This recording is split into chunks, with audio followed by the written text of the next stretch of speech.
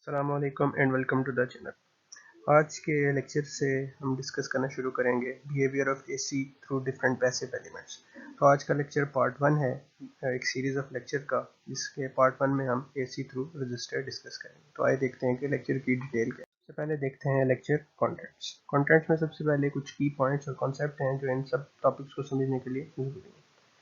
फिर कुछ डेफिनेशन है जो सब इन कॉन्सेप्ट्स को डिफाइन करना है और इनको बेहतर तरीके से समझना। फिर एसी थ्रू रजिस्टर में हम उसकी सिग्नल डायग्राम देखेंगे, उसकी फेजर डायग्राम देखेंगे कि वो कैसे बनती है, और फाइनली उससे रिलेटेड अगर कुछ इक्वेशन है तो वो हम देखेंगे।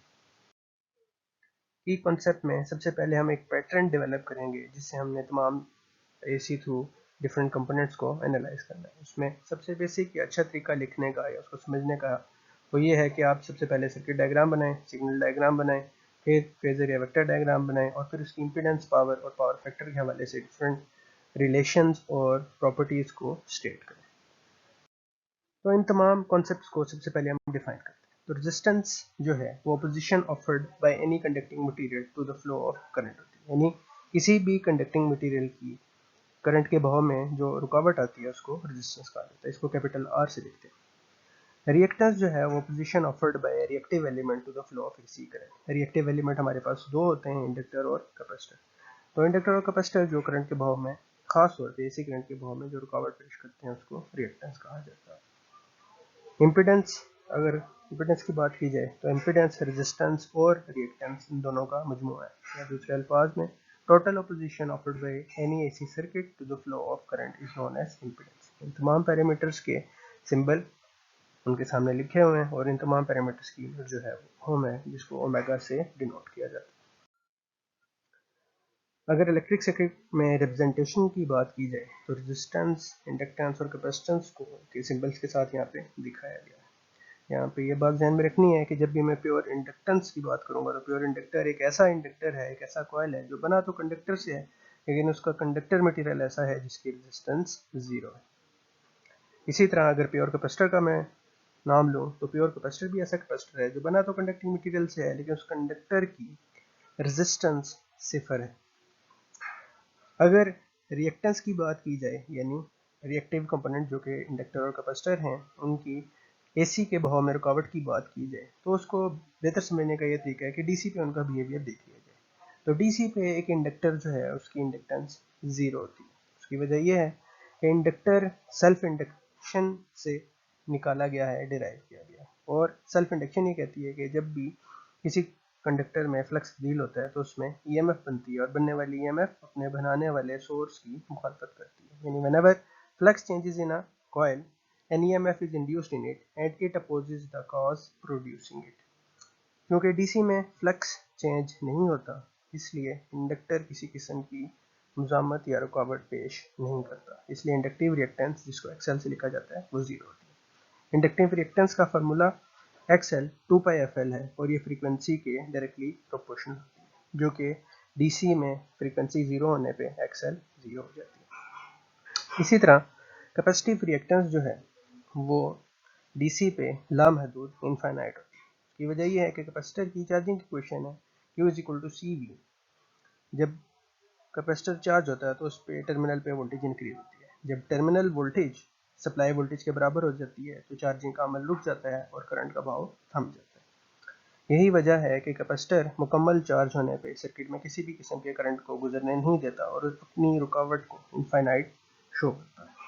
अगर रिएक्टेंस, कैपेसिटिव रिएक्टेंस को डिफाइन किया जाए, इसका फार्मूला लिखा जाए तो उसका फार्मूला 1/2πfc आता है, जिसमें आप क्लियरली देख सकते हैं कि डीसी पे फ्रीक्वेंसी जीरो डालने पे इसका आंसर इनफाइनाइट आता है।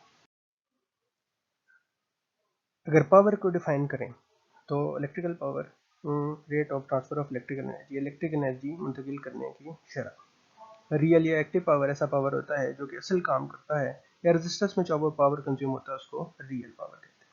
इसी तरह रिएक्टिव पावर ऐसा पावर है जो कि मैग्नेटिक या इलेक्ट्रिक फील्ड मेंटेन करने के लिए इस्तेमाल होता है, या दूसरे अल्फाज में रिएक्टिव कंपोनेंट्स यानी कैपेसिटर इंडक्टर में इस्तेमाल होने वाला पावर रिएक्टिव पावर कहलाता है।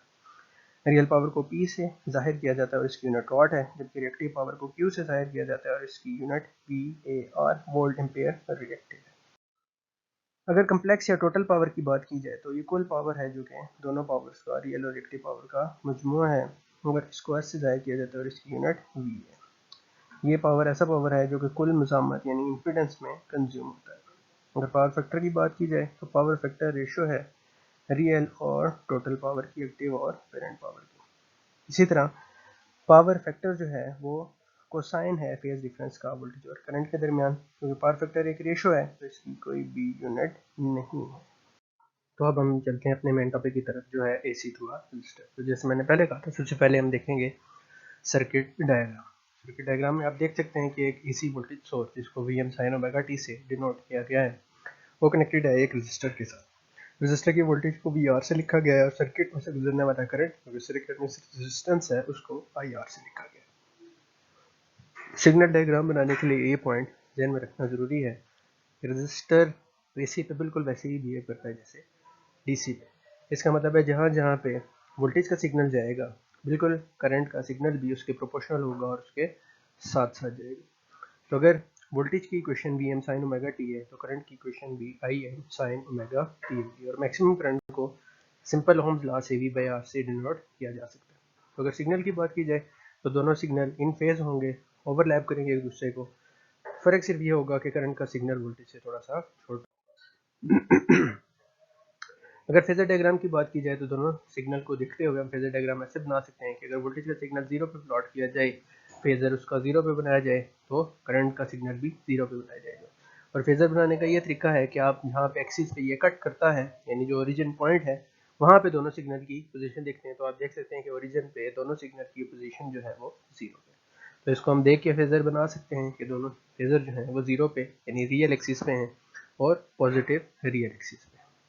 अगर हम प्रॉपर्टीज़ की बात करें तो दोनों सिग्नल इन फेज़ हैं, दोनों के दरमियान फेज़ का फ़र्क, फेज़ डिफरेंस 0 है तो पावर फैक्टर यूनिटी है या 1 है क्योंकि कॉस ऑफ 0 1 होता है।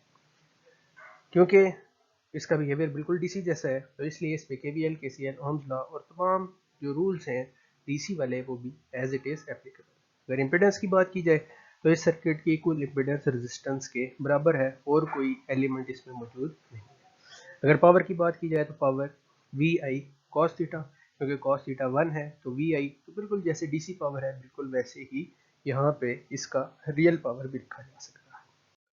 अगर पावर डायग्राम की बात करें तो आप देख सकते हैं कि वोल्टेज और करंट के सिग्नल जो हैं एक पूरे 360 साइकिल में पॉजिटिव और नेगेटिव होते हैं, लेकिन जो पावर का सिग्नल है वो कभी भी 0 से नीचे नहीं जाता, यानी पावर हर साइकिल में पॉजिटिव है और एवरेज पावर जो है वो आप देख सकते हैं ग्रेटर देन 0। तो इसके साथ ही आज का लेक्चर इख्तिताम करते हैं। Thanks for watching.